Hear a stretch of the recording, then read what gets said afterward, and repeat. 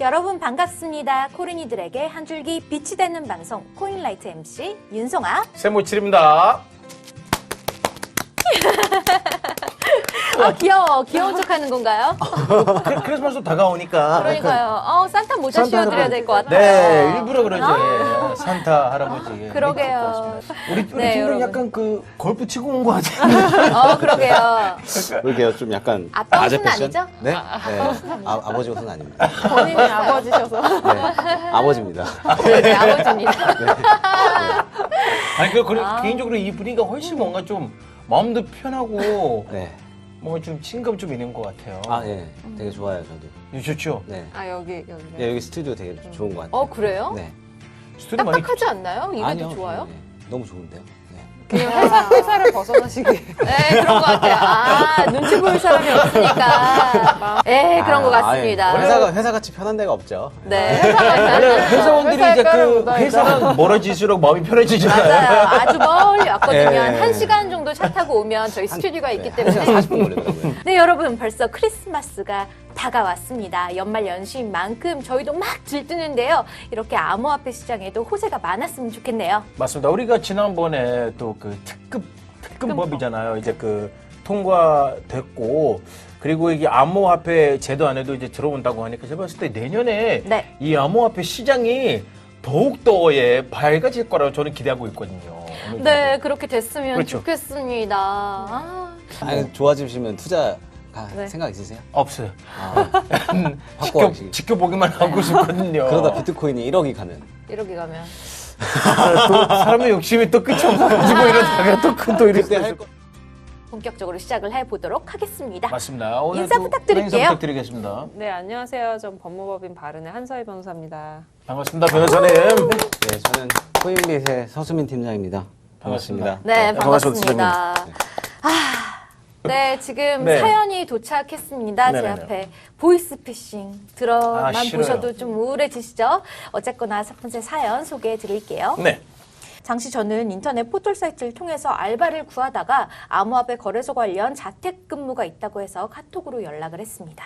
업무는요, 거래소에 가입을 해서 저희가 안내주는 대로 모니터링을 하면 된다고 했습니다. 그냥 입출 근무를 할 때 인증번호를 보내주는 간단한 일이었죠.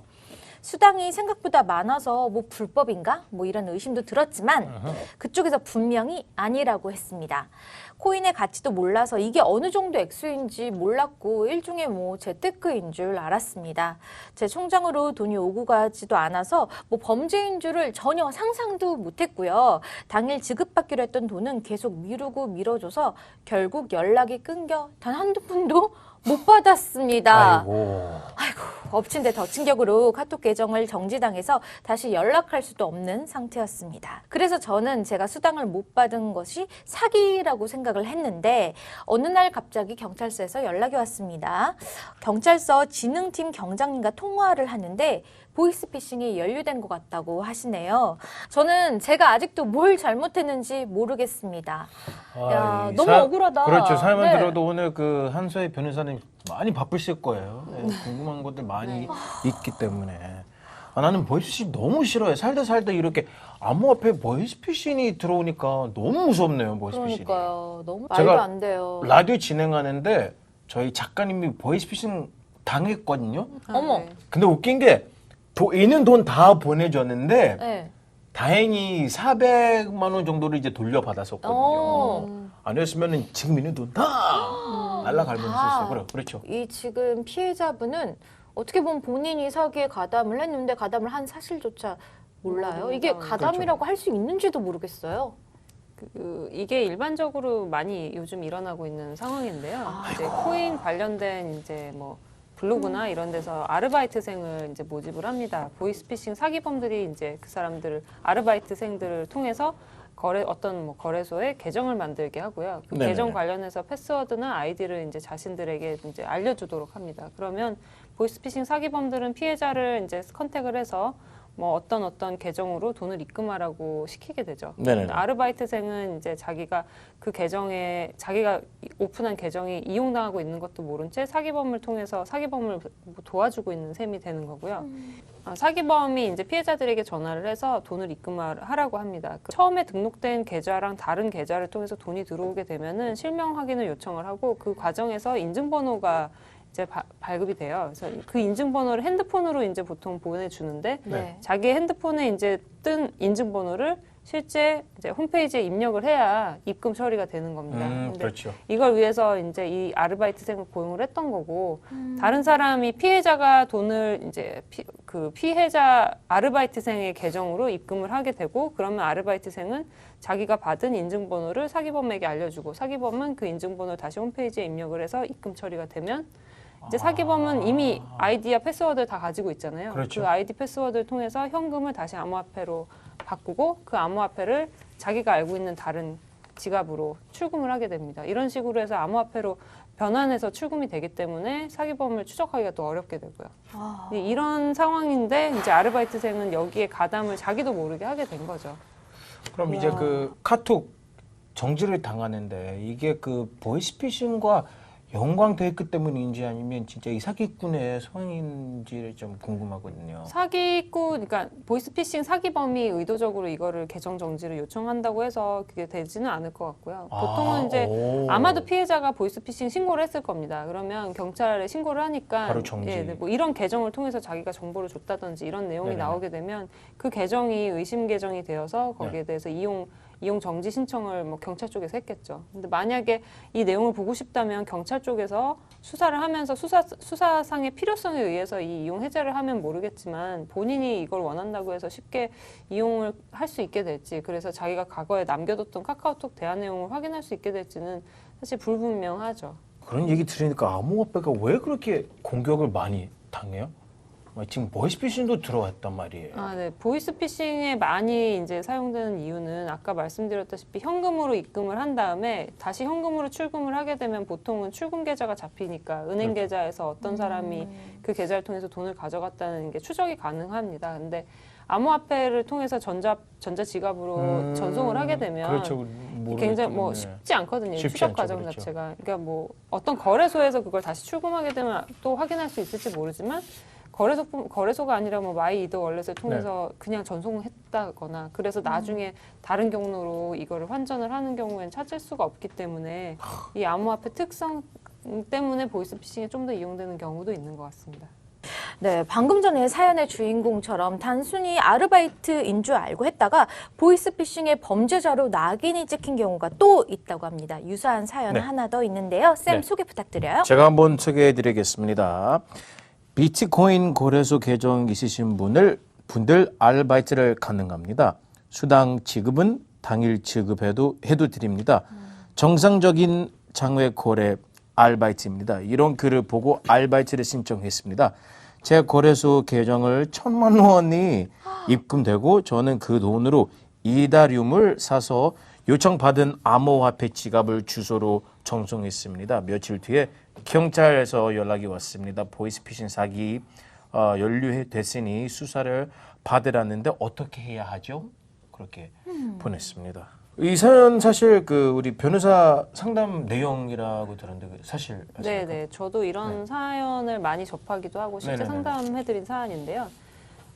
보통은 이렇게 구매 대행 같은 것을 할 때 사실상 보이스피싱의 그 큰 조직에 가담한 행위에 해당할 수가 있거든요. 조직원은 아니지만 네. 그 행위가 이루어지도록 가담한 것임에도 불구하고 본인들은 실제로 잘 모르는 경우가 많습니다. 아르바이트 대행이나 뭐 이 정도로 그냥 생각을 하고 그래서 실제로 이런 피해를 입고서는 나중에 경찰로부터 수사를 받고 이제 당황하는 경우가 상당히 많이 있습니다. 저 갑자기 영화 그게 생각나요. 전도연 선배님이 연기했던 밀양에서 마약인지 모르고 운반을 했는데 네. 이제 걸려서 이제 감옥에도 들어가고 이렇게 비슷한 경우네요. 약간 결국은 이제 비슷한 처벌을 경우라고 할 수 받겠네요. 있죠. 그거를 이제 수사를 잘 받으셔야 되는데 만약에 자기가 사기의 고의나 어떤 방조 행위를 할 고의가 전혀 없었다는 걸 입증을 하지 못하면 결국엔 사기 방조범이 될 수가 있거든요. 아. 예전에 뭐 대표적으로 대포 통장 빌려줬던 사람들이 그렇죠. 네. 사기 방조범으로 보이스피싱의 사기 방조에 해당한다는 이제 그런 판단을 받은 적이 많았었거든요. 그런 것과 마찬가지로 어떻게 생각하면 이거는 사기의 방조범에 해당할 수 있는 사안입니다. 아르바이트에 지원한 사람은 그 수수료를 벌고자 그러니까 뭐 알바비 벌려고 한 거죠. 이제 본인이 직접 어쨌든 그쵸. 그걸 보고 연락을 한 거고 그 구매 대행을 한 건데 이게 그 알바를 지원했던 사람도 뭐 허위 광고에 속은 걸 수도 있어요. 근데 결과적으로는 보이스피싱 범죄에 가담한 것이 되니까 뭐 매우 난처하고 곤란한 상황이 된 거죠. 그리고 뭐 일단 보이스피싱 범죄 자체가 뭐 사기에 해당합니다. 그렇기 때문에 뭐 암호화폐를 매수해서 전송을 해주는 역할을 한 경우에는 사실상 보이스피싱 사기단의 환전 체계 업무를 수행하는 게 또 되기 때문에 사기범의 방조범 뭐 이 정도가 될 수 있습니다. 그런데 이게 구인글을 보고 쏘은 건데 환전책이라는 사기범으로 몰려서 이제 처벌을 받는 거는 너무 억울한 문제인 것 같아요. 억울하죠, 솔직히. 아, 이거 뭐 법적으로 뭐 어떻게 구제받을 방법이 없어요? 반대로 생각을 해보면 네. 이렇게 생각될 수가 있거든요. 어떤 사람이 단순히 자기의 이제 아이디나 패스워드를 알려주는 대가로 또는 자기의 계정에 들어온 현금을 암호화폐로 환전해주는 대가로 상당히 많은 금액의 수수료를 지급한다. 보통은 3%에서 5%가 정도가 제한되는 경우도 있거든요. 네. 한 번 들어올 때 1,000만 원이면 그중에 30만 원을 자기가 가져간다는 건데 사실은 아무 일도 아닌 것을 하는데 이렇게 큰 돈을 준다는 것 자체에 대해서 사실 어떻게 생각하면 좀 의심해봐야 되는 사안이다. 이렇게 볼 수 있는 면도 있는 거죠. 그래서 그런 아무 이유 없이 뭐 되게 쉬운 아르바이트 자리에 혹해서 넘어가는 사람들을 노린 범죄라고 할 수도 있고요. 근데 변호사님 이렇게 저처럼 순수한 사람들은 그렇죠. 그냥 이렇게 지나가다가 이렇게 5만 원 줄 테니까 여기로 와볼래? 뭐 하면은 별 생각 없이 갈 수도 있단 말이에요. 나는 그걸 또 다른 사람들이 나는 그 사람들이 약간 좀 문제가 없는. 그래도 지나가다가 5만 원 줄 테니까 와라 하면은 이상하니까 안 가겠죠. 안 가야 되는 게 맞는 거 아닌가요? 그렇죠. 근데 차라리 약간 그런 거 있을 것 같아요.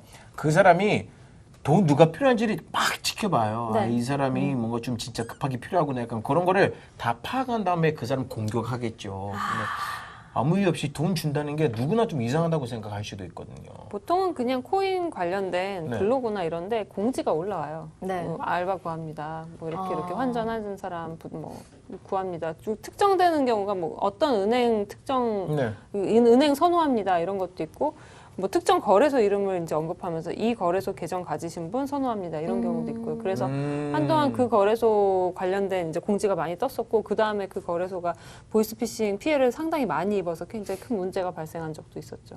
그럼 그 팀장님 그 거래소에서 보통 그 알바이트를 이렇게 혹시 구하나요? 아니, 절대 구하지 않죠. 상식적으로는 구하지 않는데, 그러니까 제가 봤을 때는 네.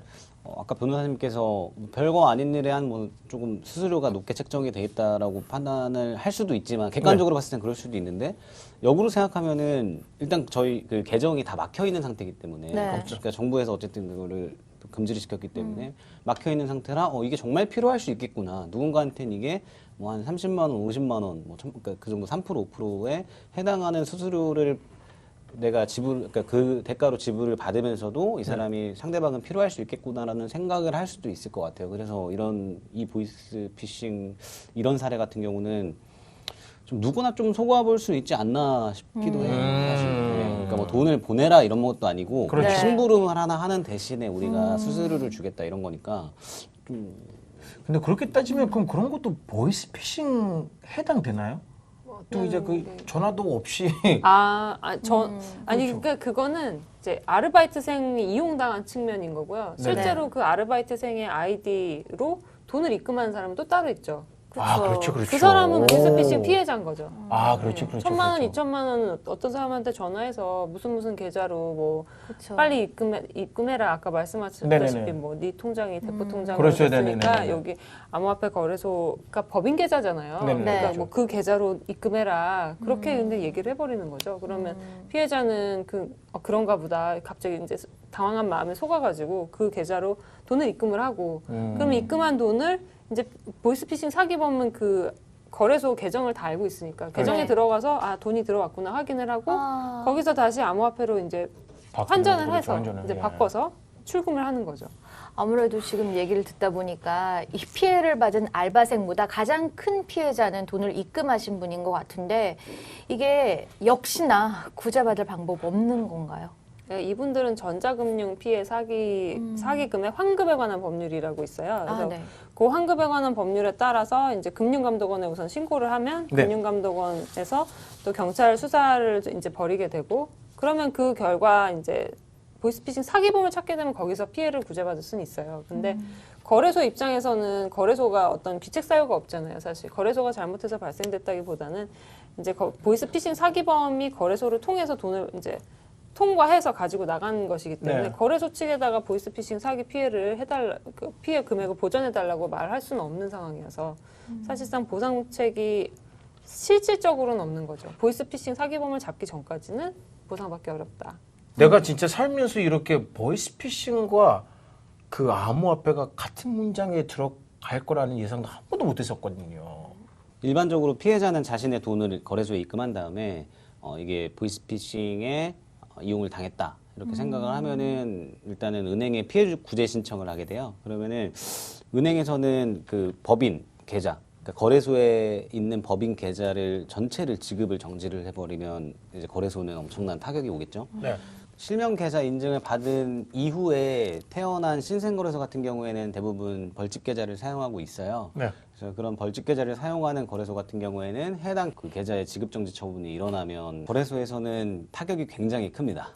그러네요. 그럼 이제 거래소는 아무 잘못도 없이 계좌를 다 정지를 당해서 지급 정지 처분을 받으니까 뭐 그거를 이제 지급 정지를 풀기 위해서 지급 정지에 대한 이의 신청을 하거나 피해자의 피해 신고에 대해서는 거래소가 아무런 책임이 없다는 네. 그런 이제 채무 부존재 확인 소송을 해야 됩니다. 그래서 당한 거래소 입장에서는 계좌가 뭐 다 동결이 되고 거의 사형 선고 받은 거나 다름없는 거죠. 그럼 계좌도 동결이 돼야 되고 입출금을 그러니까 회원들한테 출금도 못 해주고 계속 정지가 되니까 엄청 곤란한 상황이 될 수밖에 없는 거죠.